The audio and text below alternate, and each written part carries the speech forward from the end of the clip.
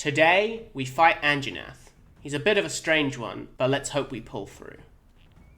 I'm Miles, and welcome to the Goebbels Lantern. Let's start off by talking about food skills. Monster Hunter Rise has done a really good job at making food skills, or dango skills, a lot more intuitive for players to use. But at the same time, if you don't know what the skills actually do, they can be quite opaque. I've not got time to talk about all of the skills, so I'll cover the ones that help you hunt quick and the ones that help out Lance. Dango Weakener is probably the single best food skill, but it's also quite a complicated one, and I don't have quite enough time to do it justice. In short, it guarantees that you have average or better luck in regards to monster HP rolls. However, it only works if you're the host of the quest, and if the quest target is only one monster. So, it doesn't work if you have to kill multiple monsters to complete the quest. You also might have noticed that I didn't manage to activate it for this quest, which means I got very lucky with the HP roll. The second best skill you're going to be able to eat for is Dango Booster. It's way less complicated than Dango Weakener. If it activates, you get a 9 raw boost and some defense as well. Those are probably the two skills that you want to eat regardless of weapon, and probably all the time as well. So the final food skill is where we get Lance specific. Most of the time, the choice will end up between Dango Fighter or Dango Slugger. I prefer Dango Slugger because Dango Fighter falls off when you perfect guard a lot, and Slugger lets you control when you get your knockout easier. Okay, so let's talk about Anjanath. I wanted to do something that was kind of awful. Well, not awful, but challenging. Anjanath is really difficult to hit. You're not going to hit his head outside of head sniping it, and so you're sort of stuck with his legs. And his legs don't proc with this exploit.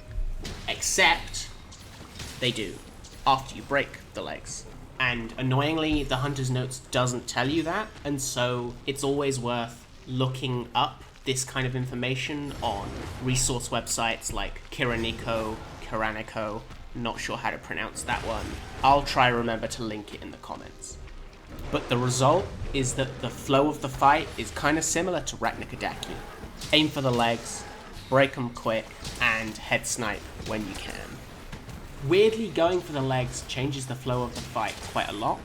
Back in World, you'd poke his head, he'd get angry, you'd poke his head again, he'd fall over, but away from you, and so you couldn't really punish it, because by the time you charged over there, he was already starting to stand up. It's still a little bit tight in Rise, but because Spiral Thrust can cover so much ground, you get a lot more damage out of that knockdown. And that combines really well with Spiral Thrust not being able to hit Anjanath's head consistently, as it means you're going for the leg more, and so you're getting more knockdowns, and so you're doing more damage. It's certainly not ideal, because you want to be hitting the head, but it's not awful either.